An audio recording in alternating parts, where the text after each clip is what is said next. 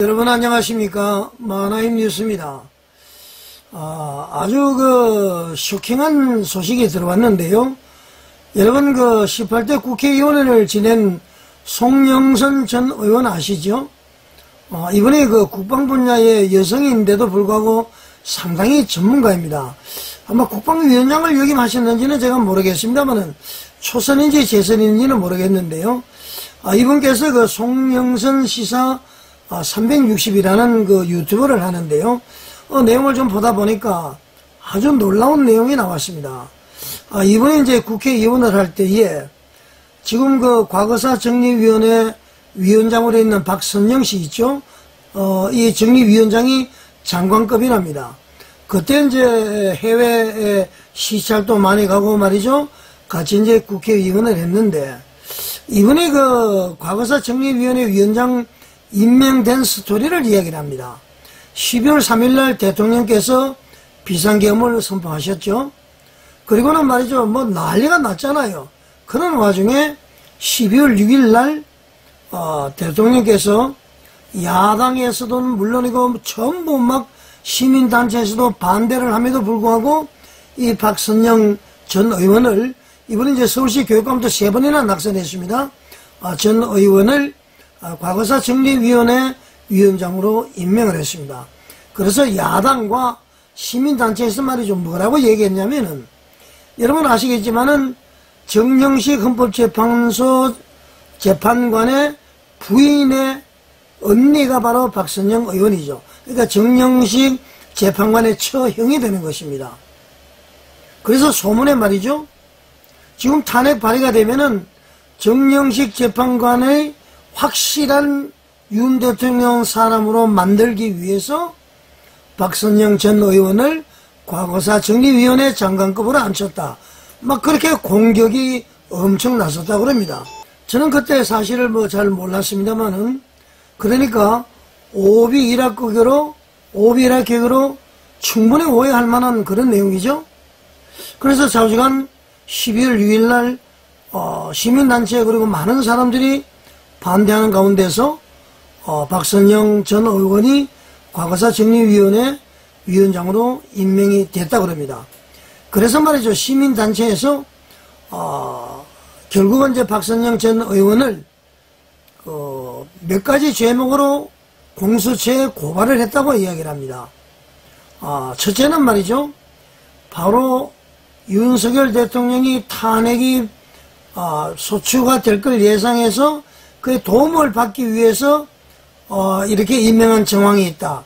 그러면서 이제 박선영 의원에 대한 고발을 하면서 여러 가지 몇 개 고발을 같이 했다는 거죠. 그래서 이제 공수처에서 이 박선영 의원에 대한 본격 수사를 3월 28일 날 통지를 했다는 겁니다, 여러분.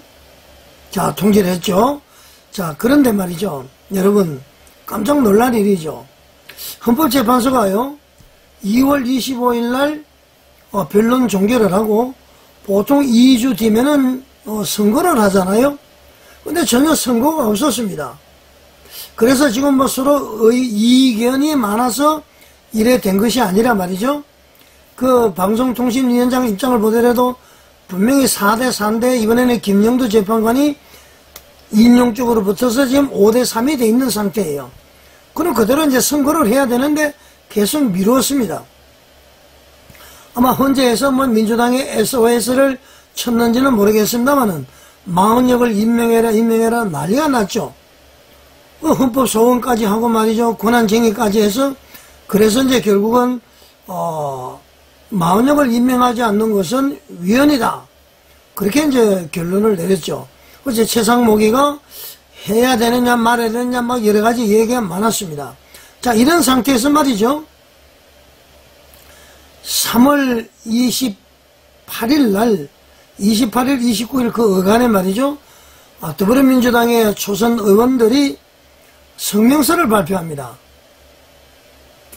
3월 30일까지 일요일까지 마흔역을 임명하지 않으면은 최상목 한덕수 대행까지 또 탄핵을 하겠다.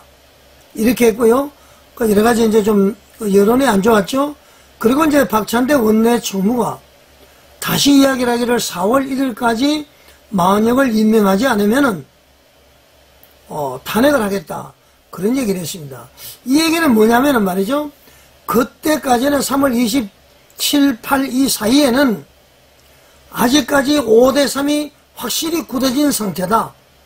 이대로 선거를 하게 되면은 윤석열 대통령은 100% 기각이죠. 그래서 마은혁을 임명해야만이 6대3이 되는 거란 말이죠, 여러분. 그렇지 않습니까? 자, 이런 상황에서 말이죠, 3월 28일 날 재판관 평의가 있었습니다. 3월 28일 날.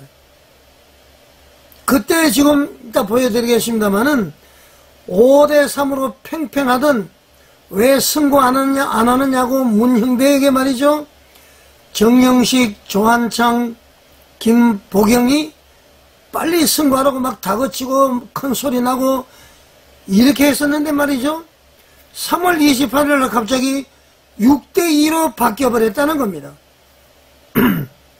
기록에 의하면은 정영식이가 입장을 바꿨다, 기각에서 인용을 옮겼다, 그런 내용인데 그것은 좀 이따 다시 한번 말씀을 드리겠습니다.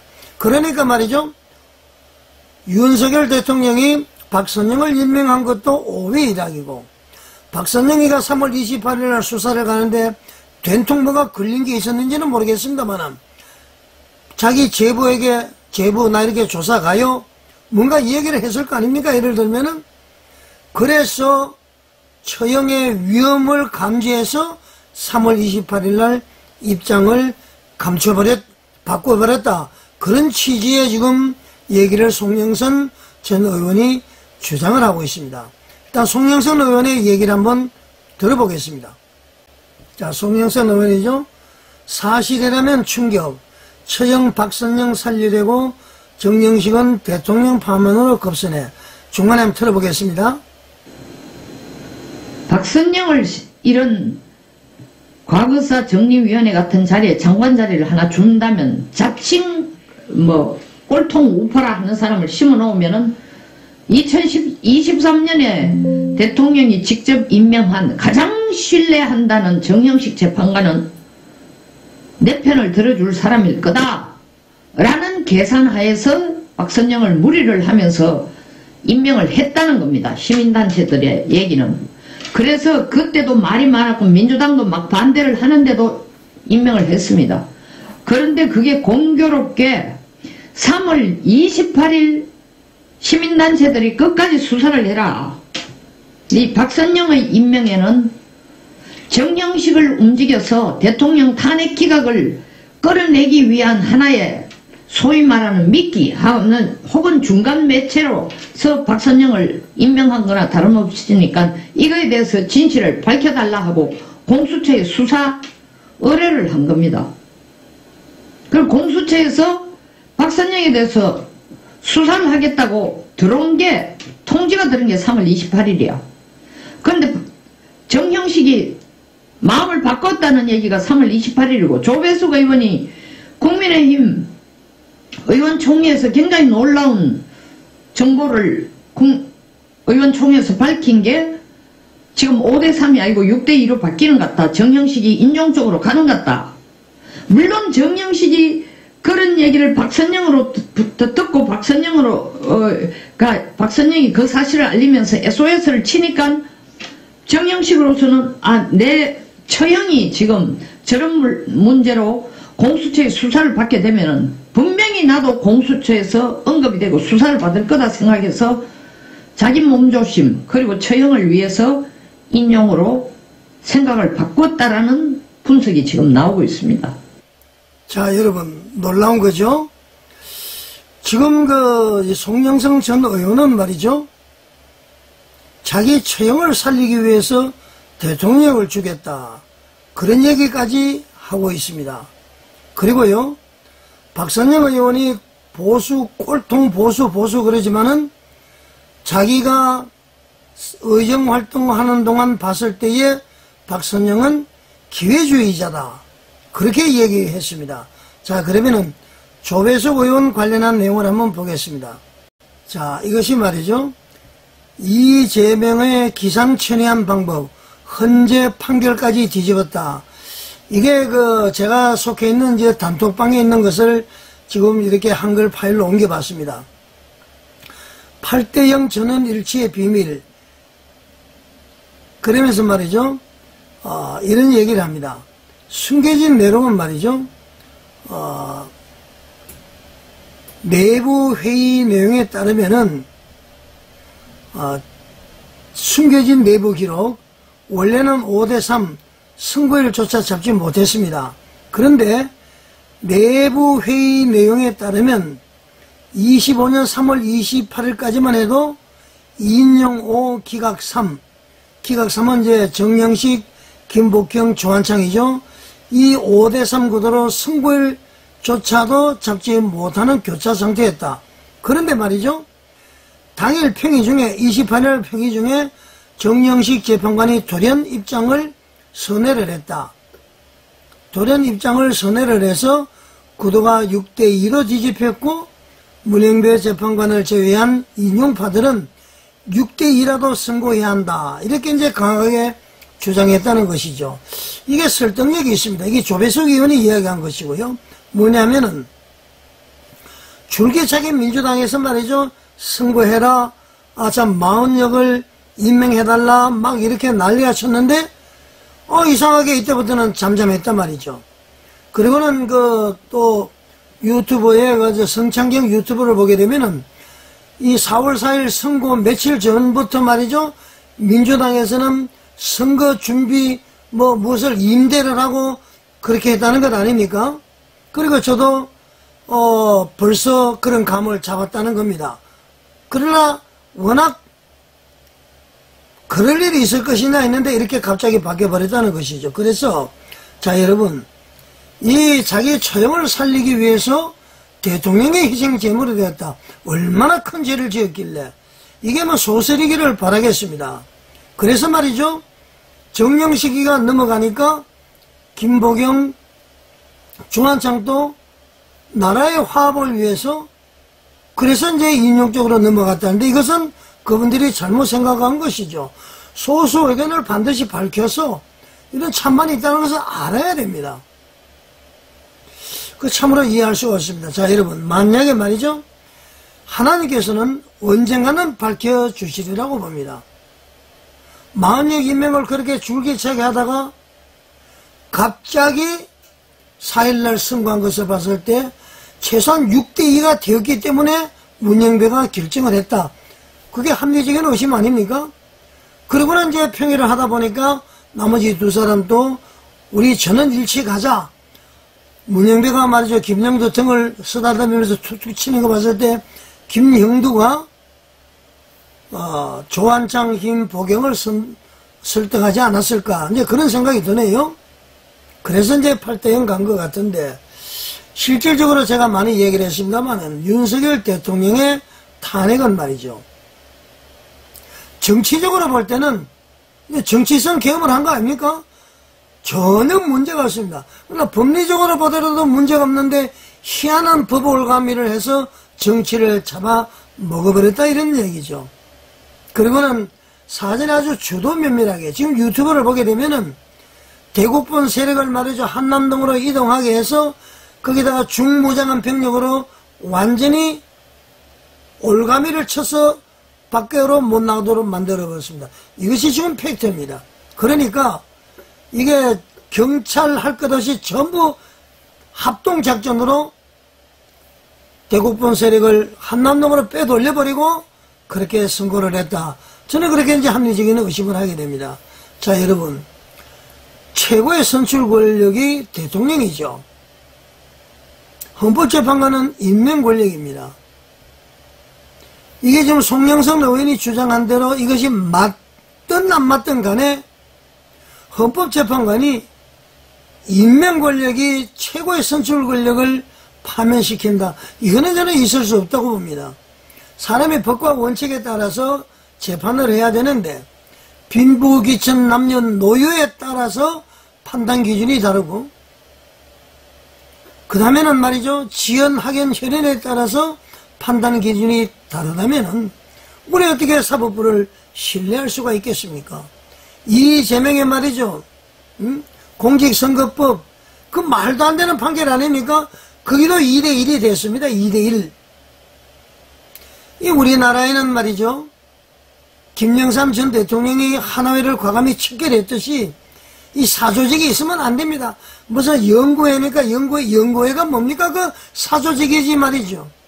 우리 법 연구회인지 뭐 국제법 연구회인지 다 해체시켜야 됩니다. 퇴직을 시켜버려야 됩니다. 그러지 않으면 말이죠. 이거 카르텔이 되겠습니까, 여러분? 이게 말이죠. 자기 가족을 보호하기 위해서 5대3으로 있다가 6대1로 바뀌었다. 이건 말도 안 되는 겁니다.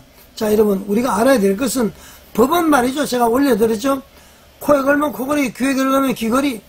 헌법재판소에서 말이죠. 재판연구원들이 첫째, 인용 결정문 만들고요. 둘째, 기각 결정문 만들고요. 셋째, 각하 결정문을 만들었습니다. 그리고 평의해서 말이죠. 뭐 나는 인용이다, 너는 기각이다 하다가 조정되고 나면은 이 세 가지를 언제든지 쓸 수 있도록 만든다는 얘기입니다.